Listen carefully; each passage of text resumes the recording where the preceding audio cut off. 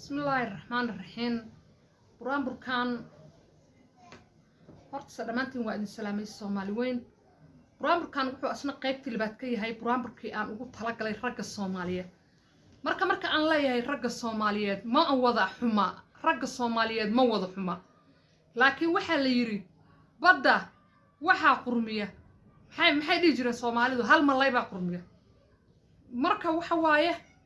ma ahan ragga Soomaaliyeed oo dhan ma ahan aniga waxa aan dhaleecaynayo. marka laakiin waxaad moodaa inay nagu soo noqnoqotay oo badatay qayladii raggii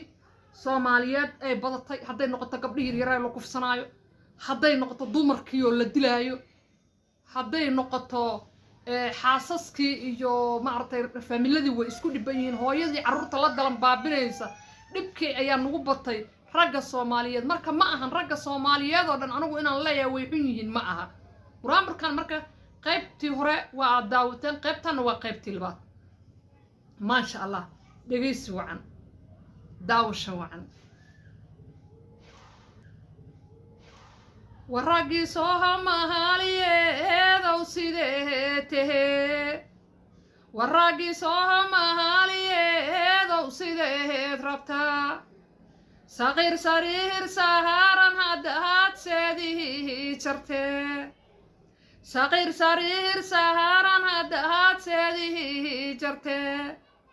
سقال جركيه قهور عدين سوغا صورته هدي صوتشاديه لقب هاي لنسا هيريري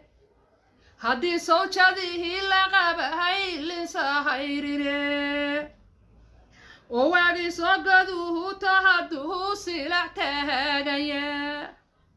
وواقي صقدوه تهدوه سلعته غيا ayagoo ubadkii sidaan ahaasi xamaalaya